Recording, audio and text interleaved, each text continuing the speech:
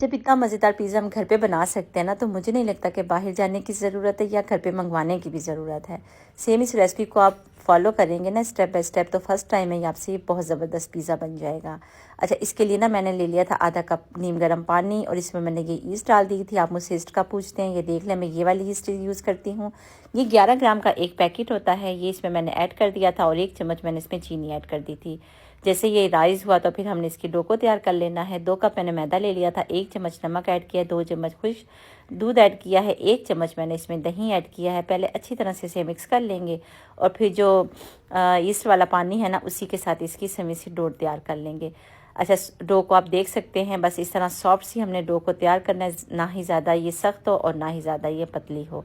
बस 2 घंटे के लिए मैंने इसे रख दिया था राइस होने के लिए।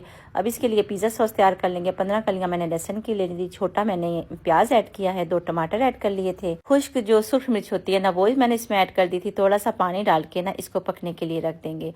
अब फ्लेम को मैंने ऑफ कर दिया था। 4 चम्मच मैंने इसमें केचप ऐड किया, थोड़ा सा नमक, 1 चम्मच काली मिर्च का पाउडर, 1 चम्मच धड़ा मिर्च और अच्छी तरह से ना इसे मिक्स करके मैंने फ्लेम को ऑन कर दिया था।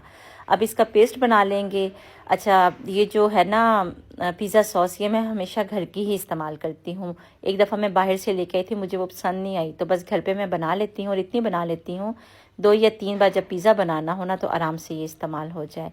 अच्छा, अब चिकन की तैयारी कर लेंगे। इसके लिए मैंने ले लिया था 2 चम्मच ऑयल और इसमें मैंने 1 चम्मच लहसुन का पेस्ट ऐड कर दिया था। उसे सौते करके इसमें मैंने 300 ग्राम चिकन ऐड कर दिया था। फिर मैंने इसमें नमक, काली मिर्च का पाउडर, धड़ा मिर्च और पेपरिका पाउडर ये डाल के ना इसकी भुनाई मैंने 5 मिनट की। फिर इसमें मैंने 2 चम्मच चिली सॉस, 2 चम्मच सोया सॉस, 2 चम्मच पेरी पेरी सॉस डाल के इसको ना कवर करके रख दिया ताकि ये सही से सॉफ्ट हो जाए। चिकन भी बन चुका था और डो भी राइस हो चुकी थी। बस एक दफ़ा दोबारा से मैंने इसे नीट किया ताकि इसमें से जो बबल्स और एयर हैं वो ख़त्म हो जाए।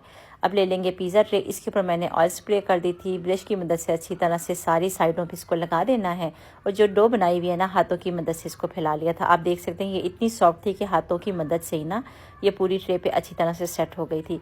फोक के साथ प्रिक कर लेंगे और फिर इसके ऊपर पिज़्ज़ा सॉस लगा देंगे। चाहे तो आप मेयोनीज़ भी ऐड कर सकते हैं।